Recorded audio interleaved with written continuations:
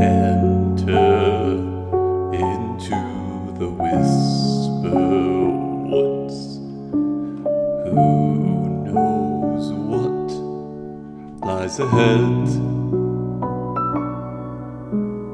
Enter into the dark place where roams the lost and dead. Follow into the Whisperwoods. Monsters hide behind every tree in the Whisperwoods.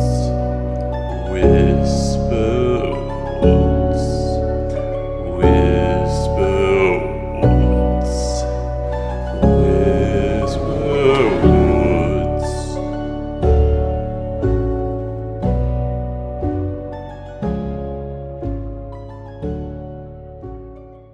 Whisperwood is a horror-based mod for Minecraft 1.18.2 that aims to make the forests and deep caves just a little more eerie, and also does a side gig of adding some cool, if also creepy, decorations, and moths.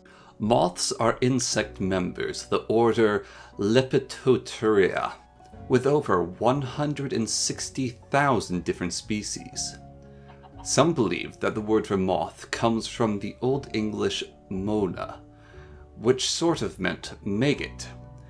This was because moth larvae ate clothes, the little maggots. Now, being rather stupid creatures, moths like to follow light, and there's no difference in the Whisperwood mod, being attracted to lanterns, which is kind of fun. Always like watching the little dummies bounce off light sources, desperately trying to self-immolate, turning into little flaming wisps of light, which can now be found drifting through the woods. The wisps are mostly non-hostile entities.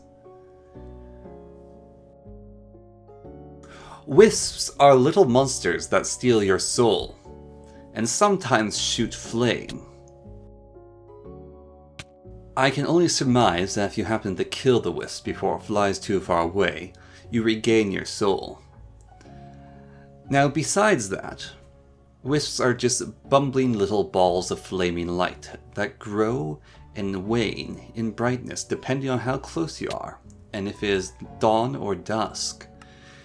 And they give an eerie atmosphere to the woods and swamps where you can find them. They can also be harvested or killed, more accurately, for ghost lights, which can be placed on the ground or shoved into jars and used as lights or decoration. They come in a whole range of different colors, each with its own eerie chromatic emissions. One of the big things that wisps do is distract you from the hidebehinds. The Enderman's evil forest-dwelling brother that happens to go to furry conventions. And holy hell, they are creepy. Just look up hidebehinds in Google, and you will not want to go into the woods for a few days. These monsters come from cryptic tales and mythology of loggers in North America, a mythos of what makes people disappear when wandering through the woods. And that is what these hidebehinds in the mod do. They teleport from tree to tree, only moving while you're not looking at them.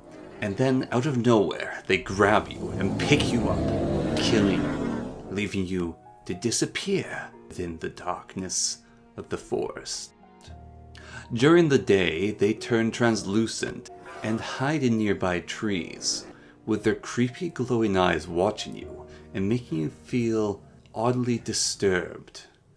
Along with that, they emit distorted bear-like sounds, as well as other radio frequencies. Now, bears are probably responsible for some of the legends of these things. And the fact of the matter is that when I originally looked at this mod, I misread the names of these creatures as Heidi bears. A simple mistake to make, Also, these things to me look like bears, especially with those tufty ears. Although hidebehind is definitely a more intimidating name. Really, I don't like these guys. And by that, I mean I like them, but I really don't like them, because they're very creepy. And while filming this, I happened to get cold sweats and spooked, even knowing what was coming and putting myself into the situations of getting mugged by these monsters. A little bit less of a creepy creature, and a bit more of a crawly, is the Zopo Pyre, a giant bat that lives in caves and jungles. They squeak like a small bat, which is a little bit odd, and are really hard to find without me using spawn eggs. Now, you can't pet or tame them, and yes, they will eat your face off. I think the bats are a little bit of an odd choice for this horror mod. They feel a bit out of place along with the other creatures that we've covered so far. The final bit of this is the Hand of Glory, and what you can do with it. They can be a simple and easy to make decorative block that you can add a ghost fire to make it glow in the particular color you added. Or you can use them to summon a wisp by adding blaze powder after you've added the ghost light, then adding whatever else the recipe showing up in the palm of the Hand of Glory calls for. This will summon you a wisp of that ghost light color, which will fly about and hopefully not steal your soul. Finally, the Hand of Glory can summon the hidebehind by adding bones, diamonds, soulstone, and a little bit of fear. The hidebehind is a giant flaming bone deer. Its name literally translates to spirit deer. The summoning looks cool, and the monster gives off some very good noises, as well as its blue flames are a very nice touch. Definitely a good boss monster for this mod. It suits the other creatures, and is quite creepy. During the daytime, the flames on the hidebehind go out, and it becomes immune to damage. If you happen to kill it though, during the night, a hard-fought battle, you can get this Beastie's skull for your own.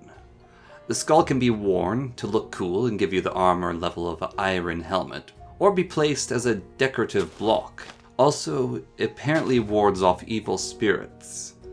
I suspect this means that it stops wisps from stealing your soul. The boss deer, while looking very appropriate, is more like a minor boss to Minecraft, and it does not give you a worthy item, in my opinion, for beating a boss. But still, I do like the addition, and it's a cool decoration at the least.